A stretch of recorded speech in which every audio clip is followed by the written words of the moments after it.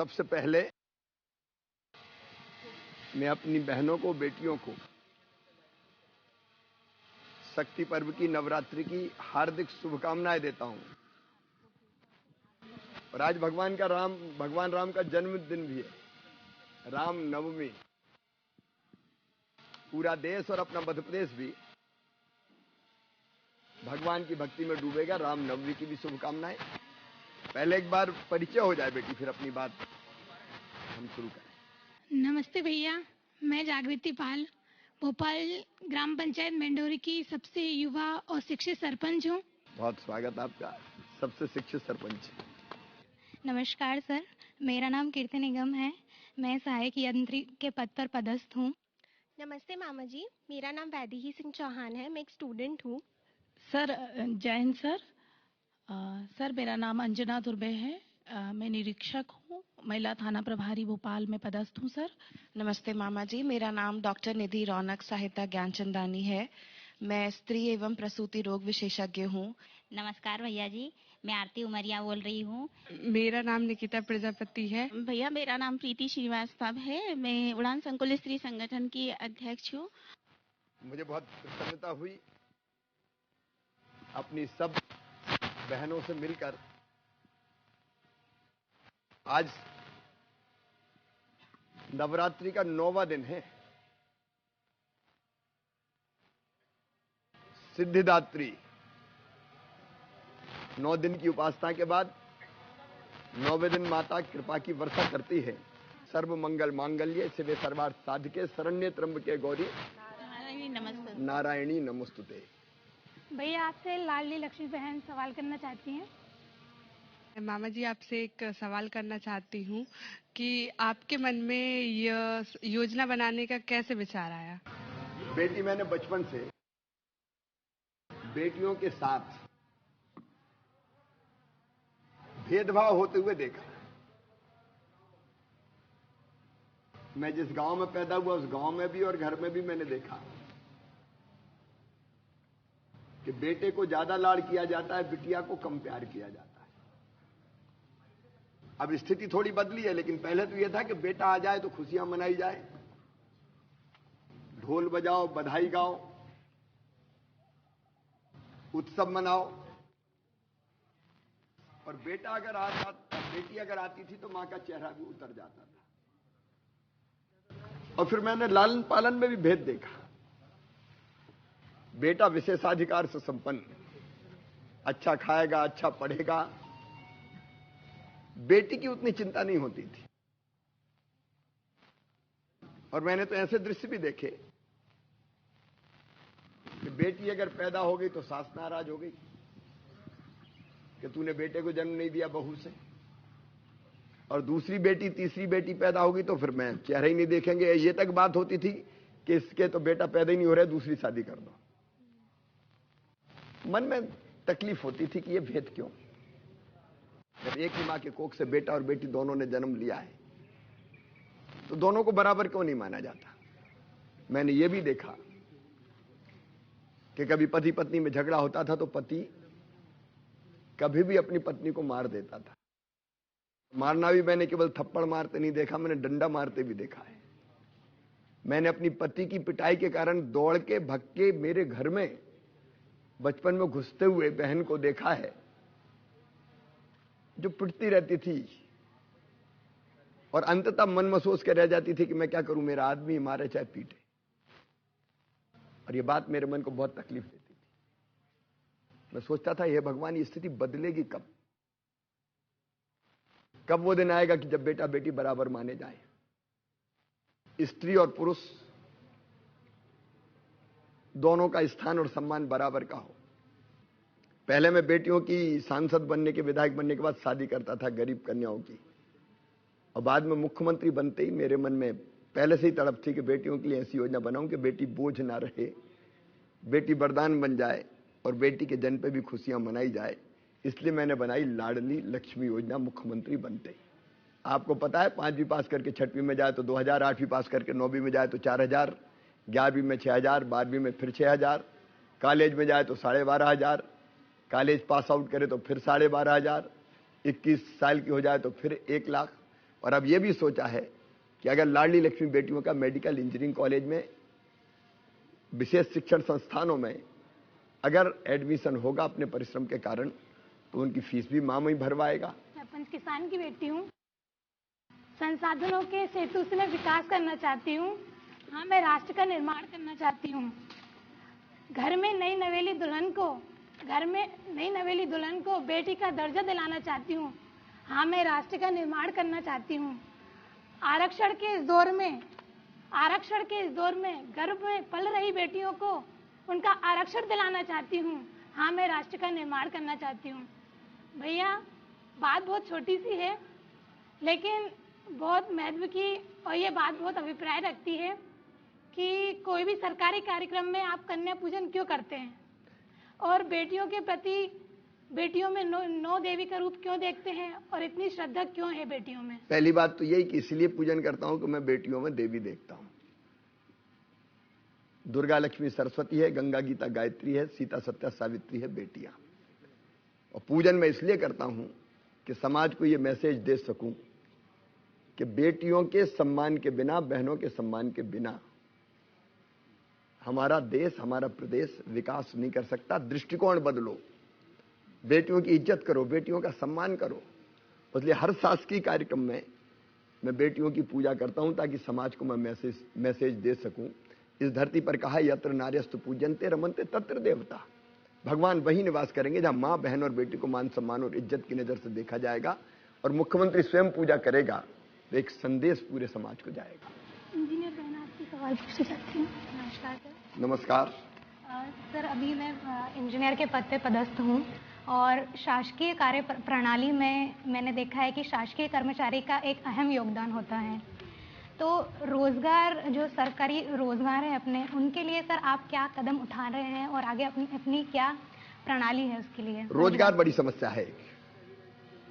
बेरोजगारी दूर करने के लिए, अपने बच्चों को रोजगार देने के लिए इतनी अनेकों कदम हमने उठाए हैं।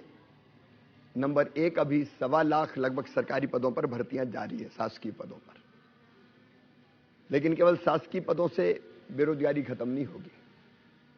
इसलिए नंबर 2, स्वरोजगार की अनेकों योजनाएं, मुख्यमंत्री उद्यम क्रांति जैसी योजनाएं, जिसमें 50 लाख रुपए तक का लोन, जिसकी गारंटी हम लेते हैं, सरकार लेती है, और ब्याज की सब्सिडी भी देते हैं। कई बच्चे अपने अब खुद के उद्यम शुरू कर रहे हैं। वो नौकरी मांगने वाले नहीं, नौकरी देने वाले बन रहे हैं।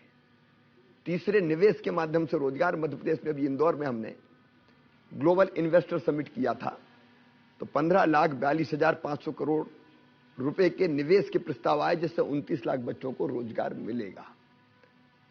और इसके साथ साथ हमने ये भी तय किया है कि हमारी अर्थव्यवस्था को अगर हम गतिशील बनाए रखेंगे, तो उसके कारण भी रोजगार के अनेक अवसर पैदा हो। सर, सबसे पहले तो मैं आपको धन्यवाद देना चाहती हूँ कि महिला सशक्तिकरण की बात तो सभी करते हैं, पर बेटियों को अवसर नहीं मिलता है। लेकिन आपने इसे मात्र कर्मकांड ही नहीं रहने दिया, बल्कि हमारी जिंदगी में बदलाव के सख्त कदम भी उठाए हैं। आपने पुलिस में महिला बल की भर्ती करके आपने अपना ये बताया कि आपका ये दृढ़ संकल्प हमें दिखाई देता है। महिला पुलिस, जो पुलिस बल में भर्ती की जा रही है, इसके पीछे आपका उद्देश्य क्या है, और क्या विश्वास है कि महिलाएं पुलिस में बेहतर नौकरी कर सकेंगी? महिला सशक्तिकरण ये मेरे लिए मिशन है, मेरे जीवन का लक्ष्य है। और सशक्तिकरण हो तो सब तरह का सशक्तिकरण हो। उनका आर्थिक सशक्तिकरण, सामाजिक सशक्तिकरण, राजनीतिक सशक्तिकरण। और मैंने देखा था कि पुलिस थाने में अगर कोई बहन रिपोर्ट लिखवाने पहुंच जाए और सारे पुरुष पुलिसकर्मी रहे, तो अपनी बात कहने में ही दिक्कत होती थी। लेकिन महिला सबल बने, शक्तिशाली बने, इसलिए हमने 50% रिजर्वेशन दिया स्थानीय निकाय के चुनाव में। मेरी बहन सरपंच है। हमने तय किया कि आधी सीटों पर सरपंच के पद पर केवल बेटियां लड़ेंगी। सरपंच हो, जनपद पंचायत अध्यक्ष हो, जिला पंचायत अध्यक्ष हो, मेयर हो, पार्षद हो, नगर पालिका अध्यक्ष हो, सब पे 50% रिजर्वेशन कर दिया। नहीं तो पहले बेटियां और बहनें चुन के ही नहीं आती थी, केवल पुरुष चुन के आते थे। अब 50% नहीं, 56-57% से ज्यादा बेटियां ऐसे पदों पर बैठ के सरकारें चला रही, कोई गांव की सरकार चला रही, कोई शहर की सरकार चला रही। उसके बाद मेरे मन में आया कि हम एक सशक्तिकरण और करें, एक सामाजिक क्रांति हो, पुलिस में बेटियां क्यों नहीं होनी चाहिए। इसलिए राजनीतिक सशक्तिकरण करके हमने तय किया कि 30%, 30% बेटियों की भर्ती पुलिस में हम कम से कम करेंगे। मैं आज बेटी आपको बताना चाहता हूं, इतना विरोध हुआ, इतना विरोध हुआ। ये लड़कियां क्या करेंगी, अपराधियों से कैसे निपटेंगी, ये फैसला आत्मघाती है। लेकिन मैंने कहा ये फैसला पक्का है, मैं मुख्यमंत्री हूं तो मेरी बेटियां पुलिस में भर्ती होगी, रिजर्वेशन दूंगा ही। और आज उसी का परिणाम है कि आप जैसी कई बेटियां पुलिस की वर्दी में हाथ में डंडा लेके गुंडों की अकल ठिकाने लगाने का काम कर रही हैं। इसके साथ साथ हमने शिक्षकों के पद पर भी 50% बेटियां ही शिक्षक बनेंगी, वो रिजर्वेशन भी किया। और आप देख रहे हैं आज हर क्षेत्र में, चाहे मेरी चुनी हुई बहनें हो, चाहे पुलिस की वर्दी की में बैठी मेरी बेटियां हो, बहुत बेहतर ढंग से अपने काम को अंजाम दे रही है और अपराधियों को ठिकाने लगाने का काम भी कर रही है। हमने सुना है आप बचपन से ही काफ़ी अच्छे हैं पढ़ाई में और हमेशा अच्छे अंकों से परीक्षाएं उत्तीर्ण की है। जब आप स्पीच बोलते हैं तब भी इतने अच्छे से संस्कृत श्लोक बोलते हैं जैसे आप ही संस्कृत के टीचर हो। मेरा बस यही सवाल है कि आपने राजनीति में ही आपका करियर क्यों चूज करा। बचपन से मैंने देखा था, एक तो मैंने बहनों के बेटियों के साथ अन्याय के रूप, अत्याचार के रूप में बताया, दूसरे गरीबों के साथ भी अन्याय होता था। छोटे छोटे बच्चे मजदूरी करते थे उस जमाने में, ढोर चराने का काम, पशु चराने का काम करते थे। समय पर नहीं आए तो गाली खाते थे, पिटते थे। और तब मेरे मन में एक तड़प पैदा होती थी कि यह अन्याय है, इसको खत्म होना चाहिए।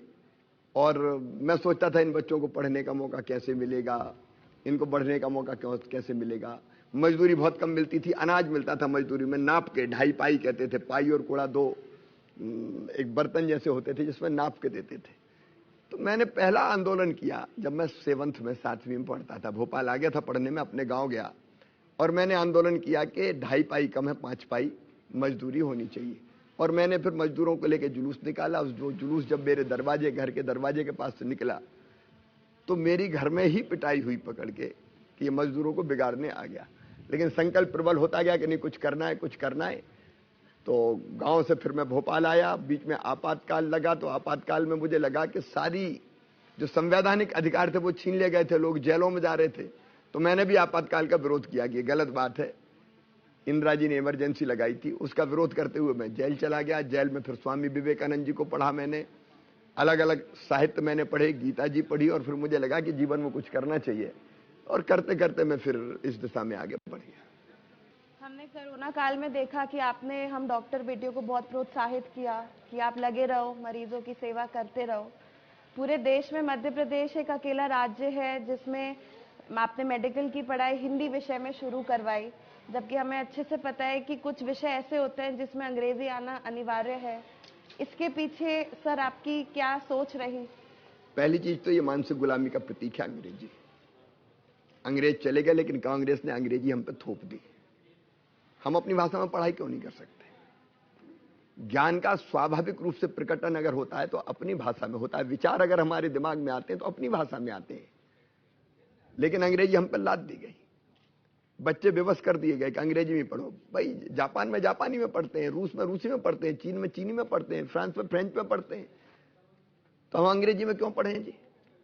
एक अतिरिक्त बोझ बच्चों के सिर पे, गांव के बच्चे, गरीब के बच्चे, शहर के गरीब परिवारों के बच्चे, निम्न मध्यम वर्गीय परिवारों के बच्चे जो पब्लिक स्कूल में नहीं पढ़े, केवल अंग्रेजी के कारण घबराते हैं, बाकी सब आता है लेकिन अंग्रेजी भाषा में प्रवीण नहीं है तो कॉन्फिडेंस नहीं रहता। मुझे मेडिकल का एक ऐसा बच्चा मिला जिसका मेडिकल कॉलेज में एडमिशन हुआ नीट के माध्यम से, लेकिन पहले साल ही पढ़ाई छोड़ दी, छोड़ के भागा। तो मैंने पूछा भाई तुमने पढ़ाई क्यों छोड़ी, इतने अच्छे कैरियर को खत्म क्यों कर रहे थे? तो उसने कहा कि मामा मैं तो हिंदी मीडियम के स्कूल में पढ़ा था गांव में, यहां जब मैं कॉलेज में गया तो अंग्रेजी में सब कुछ होता तो मेरे पल्ले ही नहीं पड़ता, मैं हीन भावना से ग्रसित हो गया, इसलिए मैंने पढ़ाई छोड़ दी। उसने अपने कैरियर का अंत कर लिया।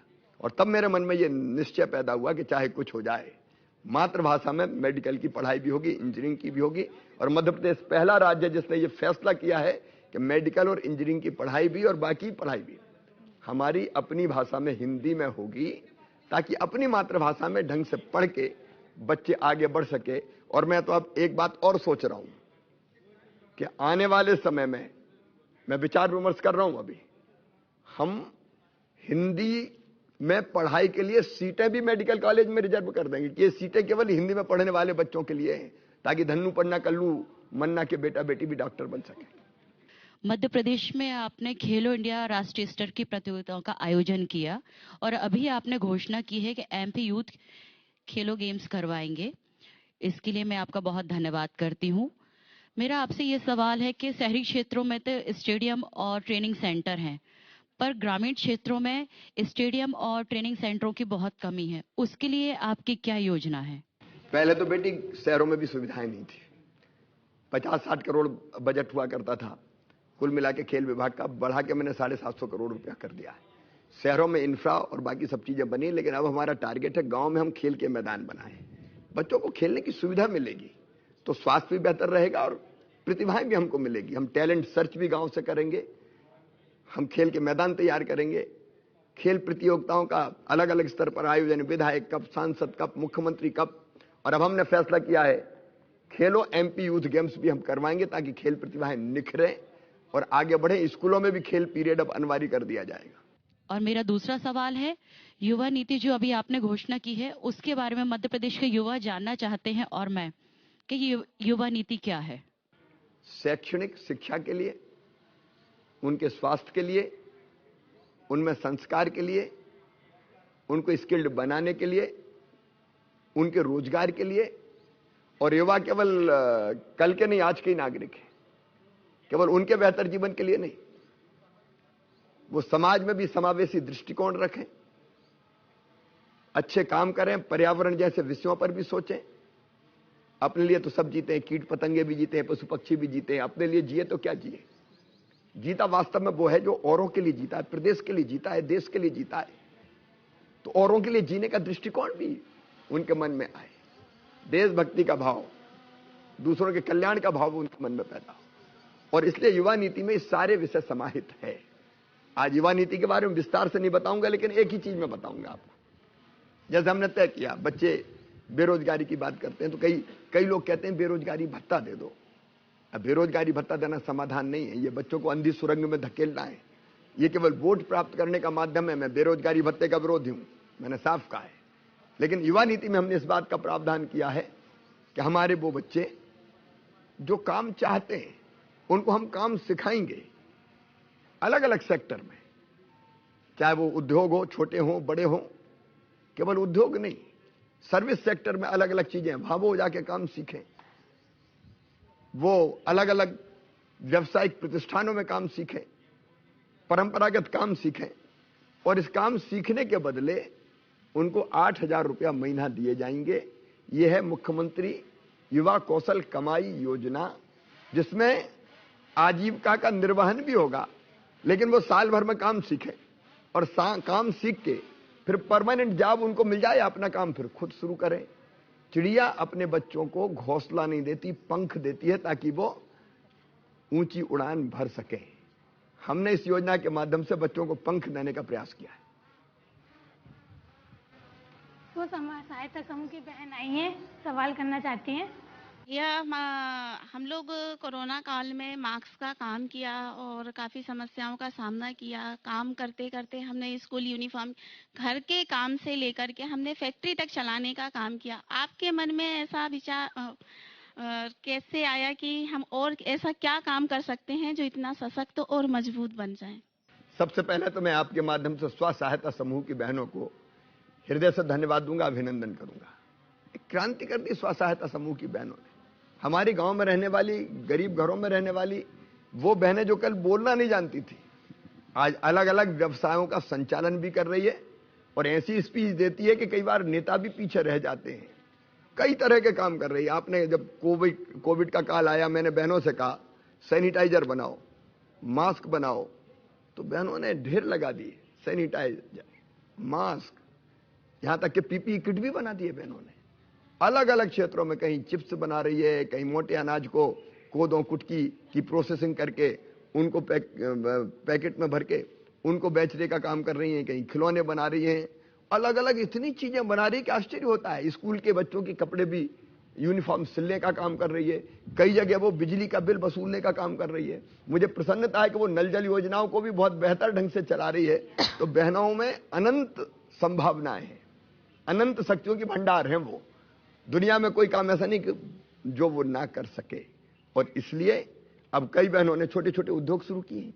महिला स्व सहायता समूह ने धान की प्रोसेसिंग कर रही है, वो अपनी मिल चला रही है, गेहूं की प्रोसेसिंग के काम में आई है, गेहूं की खरीदी के काम में आगे आई है। तो मैं आगे चाहता हूं कि स्व सहायता समूह भी जैसे अभी 7 पोषण आहार बनाने के कारखाने चला रही है, तो धीरे धीरे वो कल कारखाने भी चलाएं, अलग अलग सेक्टर में आए, आगे बढ़े। हमने तय किया अब उनको केवल 2% ब्याज पे कर्जा मिलेगा। बैंकों से हमने टाई अप किया है, गारंटी हम लेते हैं और अब केवल 2%, बाकी सरकार ब्याज भरेगी, ताकि मेरी बहनें और काम धंधों के मामले में अलग अलग सेक्टर में सफलता प्राप्त कर सकें। और लखपति क्लब में लाखों बहनें शामिल हो गई है। मेरी हर बहन मध्य प्रदेश की लखपति क्लब में शामिल हो जाए, मतलब साल में कम से कम 1 लाख रुपया उसकी कमाई जरूर। जो आपने लाडली बहना योजना में बताया था, तो उसमें आप गांव-गांव बहना पूछना चाहती थी एक सवाल, उसके बारे में आप क्या बताना चाहते हो? मैंने जैसा पहले कहा था, बहनों का संपूर्ण सशक्तिकरण, सामाजिक, आर्थिक, राजनीतिक, मैं किसी भी मेरी बहन को लाचार और बेबस नहीं देखना चाहता। अभी कई बार छोटे से पैसे की भी थोड़ी सी जरूरत पड़ जाए, 100, 200, 500, तो पतिदेव से कहती हैं कि लाओ जरा मायके जा रहे हूं, 500 रुपया तो दे दो। तो वो कहते नहीं है, कहां से दे दूं तुम्हें। छोटी छोटी चीजों के लिए मौत आंकना पड़े मेरी बहन को, ये शिवराज सहन नहीं कर सकता। पैसा अगर हाथ में होंगे तो बहनों का आत्मविश्वास बढ़ेगा। पैसा अगर हाथ में होंगे तो वो स्वावलंबी बनेंगी। पैसा अगर हाथ में होंगे तो घर में भी उनकी इज्जत बढ़ेगी। बहन के हाथ में पैसे अगर होंगे तो गलत काम में खर्चा नहीं करेगी। वो बच्चों को दूध पिलाने के लिए पैसा खर्चा करेगी, दाल लाएगी, सब्जी लाएगी, फल लाएगी, फीस भरेगी। एक बार भाई दुरुपयोग कर सकता है पैसे का, लेकिन बहन दुरुपयोग नहीं कर सकती। और मेरी बहन के हाथ में जब हर महीने 1000 रुपया आएंगे तो उसके मन में आत्मविश्वास भी आएगा कि भैया ने पैसा भेजे हैं, अब मैं भी किसी बात की परवाह नहीं करूंगी। साल में 12,000 रुपया एक बहन को मिलेंगे, और अगर 2 बहुएं हैं तो दोनों को मिलेंगे। सासू जी अगर बूढ़ी और पेंशन मिल रही तो उनको भी 1000 रुपया कर दिए जाएंगे। तो परिवार की हालत बदल जाएगी। और अब ऐसा मौका भी कभी आएगा, क्योंकि बहनें तो थोड़े बहुत पैसा बचा के भी रखेंगी, तो पतिदेव को कभी जरूरत पड़ी और उनका मुंह लटका कि आज तो पैसा नहीं है मेरे पास, क्या करूं, तो पत्नी अगर समझ लेगी, भांप लेगी, तो कहेगी पप्पू के पापा चिंता मत करो, ये ले जाओ मेरे पास रखें। तो आप ये मानिए कि ये योजना बहनों की जो हालत है वो बदल कर रख देगी। ये सामाजिक क्रांति है, सामाजिक क्रांति। भैया, आप हर दिन प्रदेश के विकास के लिए, समृद्धि के लिए बात करते हो, कितना काम करते हो, तो आपके इस नेतृत्व से हमें भी सीखने को मिलता है। और आप भी किसान के बेटे हैं और खेती किसान की आप कितनी चिंता करते हो, तो हम महिलाएं अपना योगदान प्रदेश के विकास के लिए कैसे दे सकते हैं? मेरी बेटी, आपने बहुत अच्छा सवाल पूछा, क्योंकि कोई भी प्रदेश अकेला मुख्यमंत्री नहीं बना सकता। केवल कुछ मंत्री, कुछ विधायक, सांसद या कुछ अफसर नहीं बना सकते। प्रदेश को अगर बनाना है तो हम सबको मिलकर काम करना पड़ेगा, और उसमें आधी आबादी की भूमिका अत्यंत महत्वपूर्ण हो जाती है।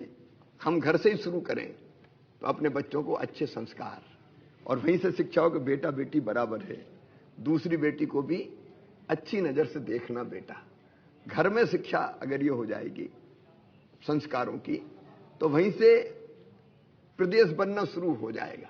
हम अच्छी चीजें उसको भी सिखाएं, लेकिन उसके साथ साथ हम सामाजिक बुराइयां, अब जैसे मैं रोज पेड़ लगाता हूं, हम तय कर सकते हैं कि हम भी अपने जन्मदिन के दिन पेड़ लगाएंगे।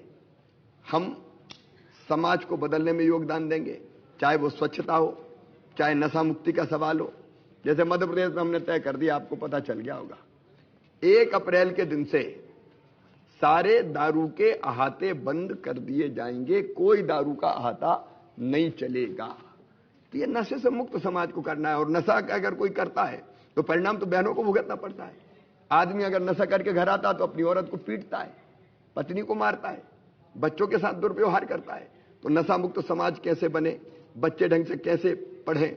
और अलग अलग सेक्टर में आप ये मत सोचो कि आप महिला हो तो आप घर के ही काम करोगे। आप चुन के आई हो और बेहतर काम कर रही हो। मुझे पता चला कि आपने तो अभियान शुरू किया, अतिक्रमण हटा के वहां पार्क बना दिया। आपने 7.5 लाख रुपया वसूल कर लिए, जो 9.5 लाख जो टैक्स गांव में वसूल नहीं होता था। तो बहने अच्छी जनप्रतिनिधि बनकर बदल डालें प्रदेश को, अपनी पंचायत को, अपने नगर को, वो काम कर सकती है। बहने फील्ड में आए, सरकारी भर्तियों में, पुलिस की भर्ती हो, डॉक्टर मेरी बेटी बैठी है, हमारी एक बेटी और बैठी है जो इंजीनियर है। इन सारे सेक्टर्स में आगे बढ़ के बेहतर काम करे। लेकिन सबसे प्रमुख काम है देशभक्ति के भाव का जागरण। और सबसे बड़ा काम जो मैं मानता हूं, मैं अबला नहीं हूं, मैं सबला हूं, मैं सब कुछ कर सकती हूं। दुनिया में कोई काम ऐसा नहीं कि जो महिला ना कर सके। इस भाव को और प्रबल करना जो सेल्फ हेल्प ग्रुप के माध्यम से भी हो रहा है और बाकी माध्यमों से भी हो रहा है।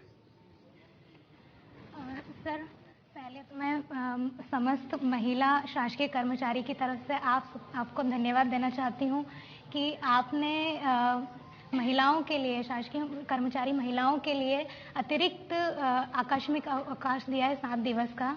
इसके पीछे मैं ये जानना चाहती हूँ कि सर आपकी मंशा क्या थी इसके पीछे, कि आपकी क्या सोच रही है? हमारी बहनें अतिरिक्त दायित्वों का भी निर्वाह करती है जो पुरुषों को या भाइयों को नहीं करना पड़ता।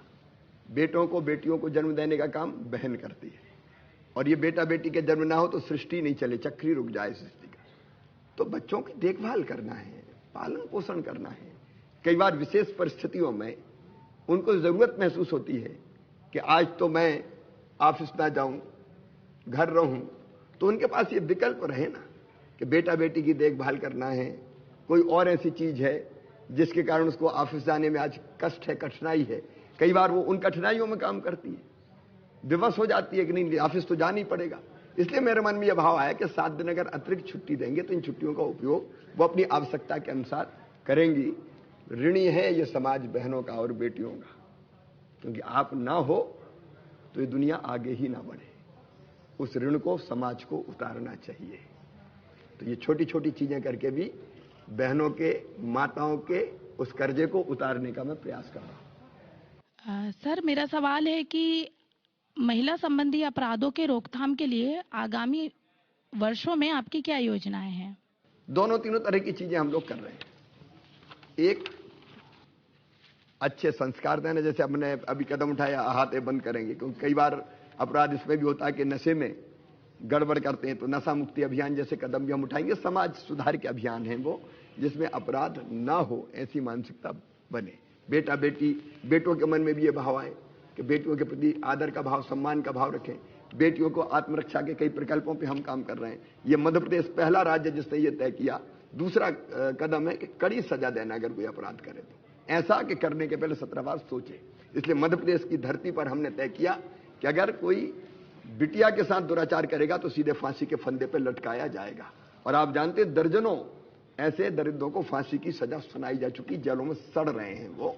तो एक कठोर कानून बनाना, उसका काम भी हम कर रहे हैं। और उसके साथ साथ समाज को एजुकेट करने का लगातार काम करना। पुलिस में अगर लगातार भर्तियां बढ़ा रहे हैं तो इसलिए कि बहन मेरी अगर पुलिस अफसर होगी तो वो ज्यादा सक्षमता के साथ बेटियों की सुरक्षा करने का काम करेगी, महिलाओं का ध्यान रखने का काम करेगी। और उससे भी बड़ी बात है, अगर वो आर्थिक रूप से सशक्त होगी बहनें अगर, तो कई अपराध अपने आप नहीं होंगे, क्योंकि अपराध मजबूर के साथ ज्यादा होते हैं। अगर कोई विवश रहते हैं तो उसके साथ होते हैं। तो बहनें शक्ति का पुंज है, उनको और सबला बना के खड़ा करने का अभियान भी हमारा जारी रहेगा।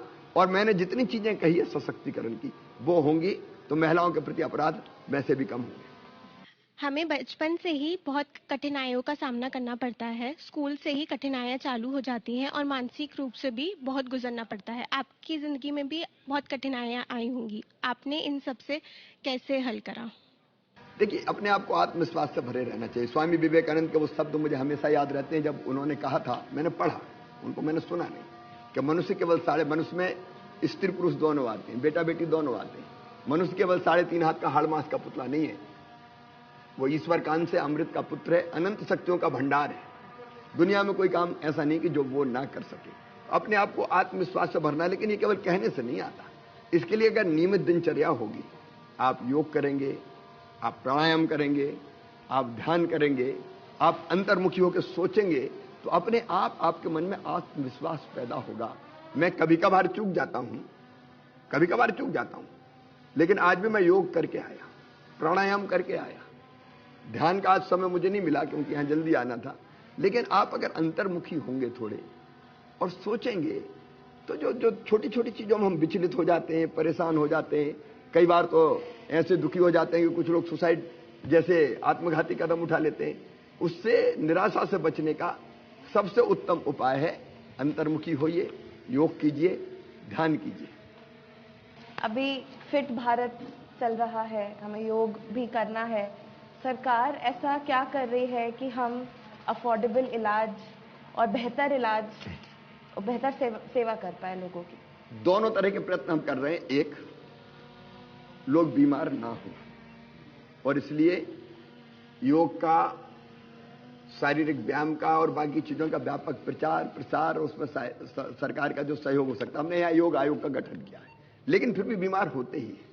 अब गरीब बीमार हो गया तो इलाज कहां से करवाए?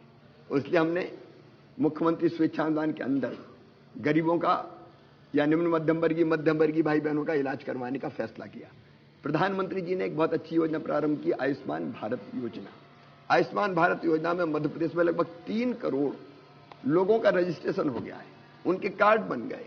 इस योजना में 5 लाख रुपए तक का इलाज निजी चिन्हित अस्पतालों में साल में निःशुल्क करवा के दिया जाएगा।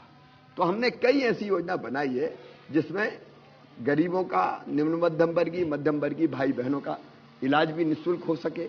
शासकीय अस्पतालों में कई तरह की जांचें फ्री है।